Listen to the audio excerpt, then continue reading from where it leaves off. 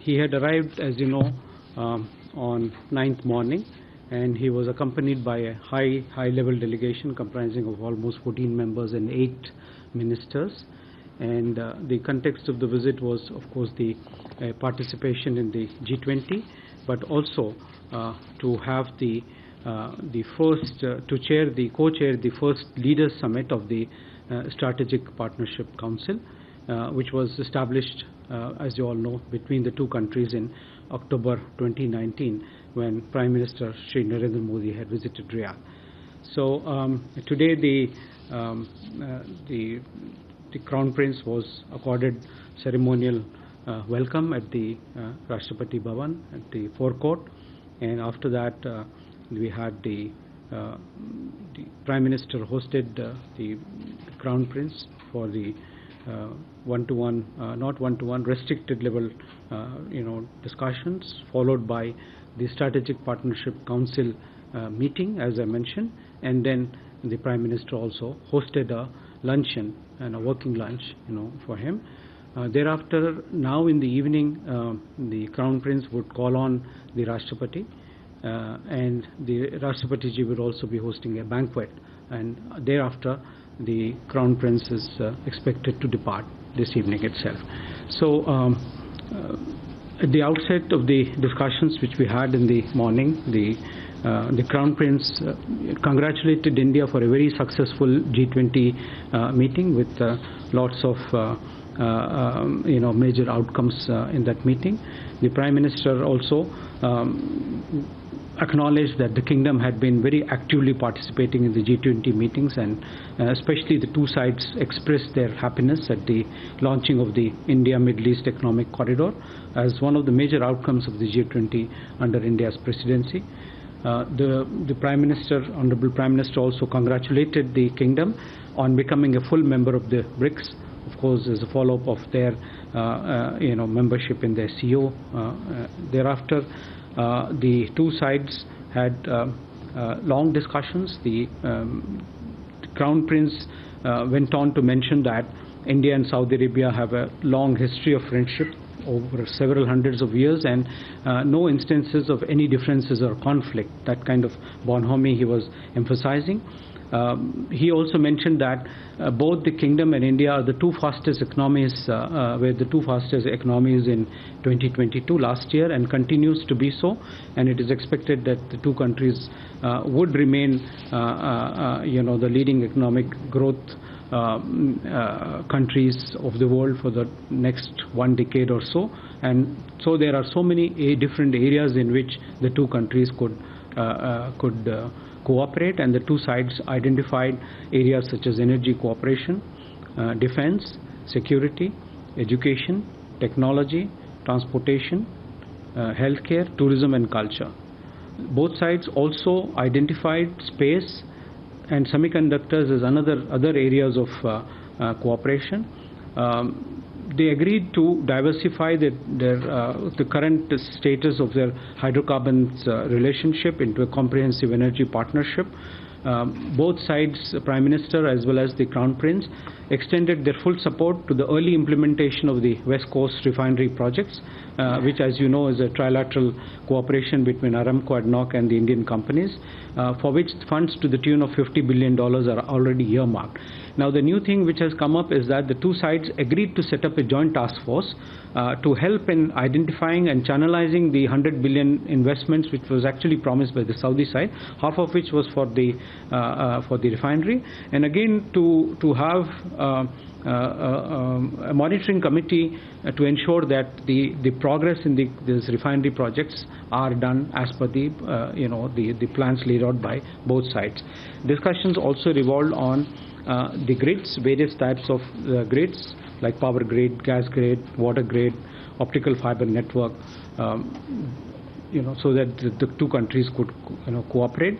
Another important element was that the two sides also agreed to expedite the India GCC FTA negotiations, which they felt would act as a catalyst for further strengthening our economic cooperation between the two sides. They also agreed to strengthen cooperation in the fintech field and also explore trading in the local currencies. This was discussed. The two leaders expressed their satisfaction at the volume of trade, the trade level with both countries have reached. India being the second largest trading partner of Saudi Arabia, and Saudi being the fourth largest trading partner of India. Again, the Prime Minister also laid emphasis on certain sectors, and he mentioned certain sectors for cooperation. So he mentioned critical minerals as one area. Food security is another area which was mentioned, especially it is of Saudi interest, creation of food parks and other things. Since we have a very good startup ecosystem in India, Prime Minister emphasized on the need for setting up a startup bridge between India and Saudi Arabia. On the education and education field, the Prime Minister, in the light of the new education policy, emphasized on the need for strengthening cooperation in this sector, particularly in the student exchange program and university to university and institution to institution level collaborations. And he also suggested, our Prime Minister suggested that a joint working group on education and skill development could be set up to kind of explore this. Also in the context of culture and people to people, the cooperation in the field of film making also came up.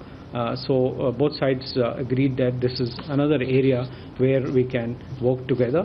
I'm happy to share with you that during this visit, as many as 8 agreements have been signed. And the important ones, or I'll just read out to you, is Agreement 1 is the field of energy, which was signed by the Saudi Minister of Energy and our Minister of New and Renewable Energy. Then there was an agreement between the agreement in the field of digitalization and electronic manufacturing between the IT ministries of both sides. There was one agreement between the CVC of India and its counterpart, the Saudi Oversight and Anti-Corruption Authority. And the fourth agreement was between the National Archives. Then there was an agreement between the two investment entities, that is the Invest India on the Indian side and the Ministry of Investment on Saudi side. There was another agreement between the two Exim banks. There was also another agreement between the small and medium enterprises banks of two sides, that is SIDBI and the SME Bank of Saudi Arabia. And the last one was in the field of desalination. In addition to these, there are several other agreements which are under various stages of discussion. The prominent one is the one on grid connectivity, which is in the advanced stages of discussion.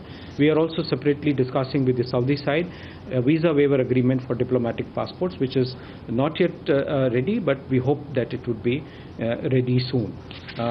So these were some of the main points which had come up for discussions during this. The strategic partnership meeting took place in a very